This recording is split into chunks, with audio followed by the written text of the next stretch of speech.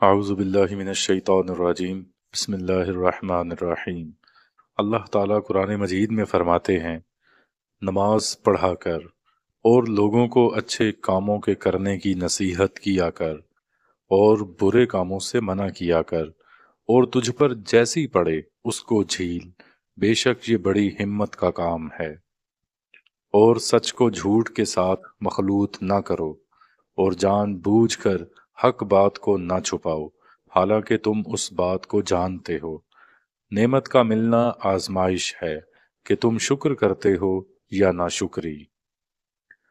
آپس میں ایک دوسرے کے مال کو ناحق ناروا خرد برد نہ کرو، اور نہ مال کو حاکموں کے پاس رسائی پیدا کرنے کا ذریعہ گردانو کہ لوگوں کے مال سے جو کچھ ہاتھ لگے اس کو جان بوجھ کر ناحق ہضم کر جاؤ۔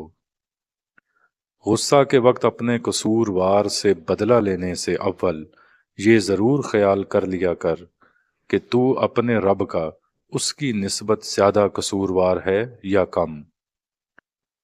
پھر جو معاملہ اپنے رب کی طرف سے اپنے لیے تجھ کو پسند آئے وہی فیصلہ اس کے لیے تجویز کر، کیونکہ اللہ تعالی انصاف کرنے والوں ہی کو دوست رکھتا ہے۔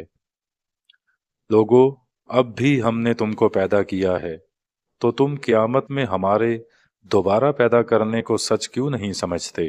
ہم نے قرآن کو لوگوں کی نصیحت پکڑنے کے لیے آسان کر دیا ہے، تو کوئی ہے کہ نصیحت پکڑے؟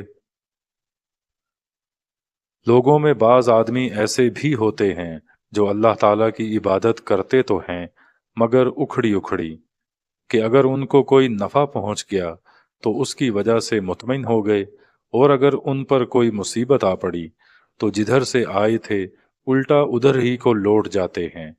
انہوں نے دنیا بھی کھوئی اور آخرت بھی، پس صریح گھاٹا یہی کہلاتا ہے کہ اللہ تعالیٰ کے سوا ان چیزوں کو اپنی حاجت روائی کے لیے بلاتا ہے جو نہ ان کو نقصان ہی پہنچا سکتی ہیں اور نہ نفع۔ پرلے درجے کی گمراہی یہی ہے۔ جو شخص اللہ کے سوا اور چیزوں کو حاجت روائی کے لیے بلاتا ہے ان کے فائدے سے نقصان زیادہ قریب ہے۔ کچھ شک نہیں کہ ایسا کارساز بھی برا ہے اور ایسا رفیق بھی برا۔ ہم نے لوگوں کو مبتلائے عذاب بھی کیا، تاہم یہ لوگ اپنے پروردگار کے آگے نہ جھکے۔ عاجزی تو ان کا شیوا ہی نہیں۔ جب سمندر میں تم کو کسی طرح کی تکلیف پہنچتی ہے تو اس وقت جو معبودوں کو تم پکارا کرتے ہو سب بھولے بسرے ہو جاتے ہیں، مگر وہی ایک اللہ تعالیٰ یاد رہتا ہے۔ پھر جب اللہ تعالیٰ تم کو سمندر سے باہر خشکی پر نکال لاتا ہے تو اس سے تم پھر بیٹھتے ہو، تو انسان بڑا ہی ناشکرا ہے۔ کیا تم اس بات سے خاطر جمع ہو گئے ہو کہ وہ تم کو خشکی کی طرف لے جا کر زمین میں دھنسا دے یا تم پر آندھی کا پتھراؤ چلا دے، اور اس وقت تم کسی کو اپنا مددگار نہ پاؤ؟ زمین پر اکڑ کر نہ چل، کیونکہ اس طرح تو زمین کو پھاڑ نہیں دے گا، اور نہ تن کر چلنے سے پہاڑوں کی بلندی ہی کو پہنچ سکے گا۔ موت کی بے ہوشی تو آ کر رہے گی، اور ہم اس وقت آدمی کو جتا دیں گے کہ یہی وہ حالت ہے جس سے بھاگتا تھا۔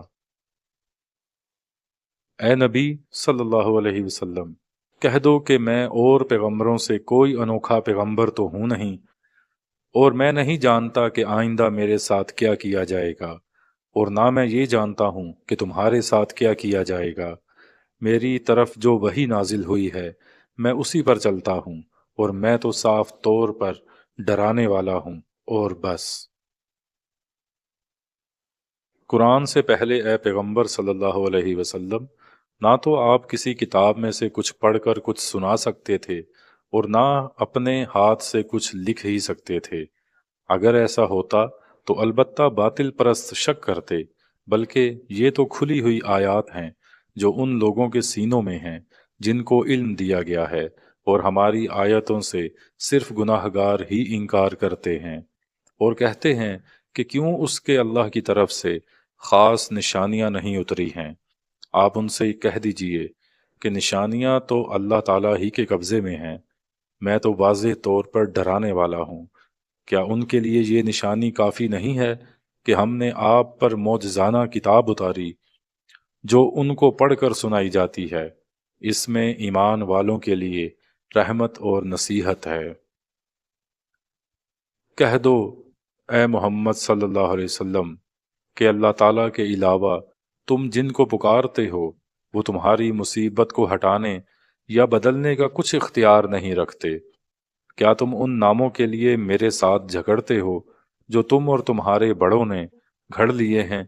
اللہ تعالیٰ نے ان کے حق میں کوئی سند نازل نہیں کی۔ کہہ دو اے نبی صلی اللہ علیہ وسلم، مجھے حکم ہوا کہ میں اللہ تعالیٰ کی اس طرح عبادت کروں کہ عبادت کو اس کے لیے خاص رکھوں، اور مجھے یہ بھی حکم ہوا ہے کہ میں سب سے پہلا فرما بردار بنوں۔ کہہ دو میں بڑے دن کے عذاب سے ڈرتا ہوں اگر اپنے رب کی نافرمانی کروں۔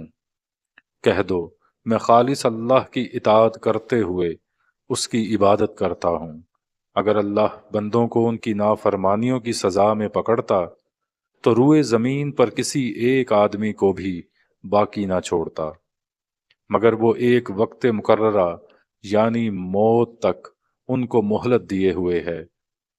پھر جب ان کا وقت آ پہنچتا ہے تو اس سے نہ ایک گھڑی پیچھے رہ سکتے ہیں اور نہ آگے بڑھ سکتے ہیں۔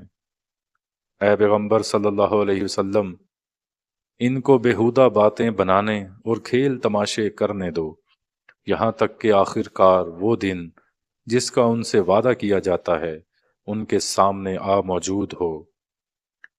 جس شخص نے اللہ کی باندھی ہوئی حدوں سے باہر قدم رکھا اس نے اپنے آپ ہی اپنے اوپر ظلم کیا۔ آدمی بہتری کی دعا مانگنے سے تو کبھی نہیں اکتاتا، اور اگر اس کو کوئی تکلیف پہنچتی ہے تو دل شکستہ اور بالکل نا امید ہو جاتا ہے۔ ناشکری عذاب کی خوشخبری ہے۔ جب ہم آدمی پر اپنا فضل و کرم کرتے ہیں تو وہ ہماری طرف سے منہ پھیر لیتا ہے۔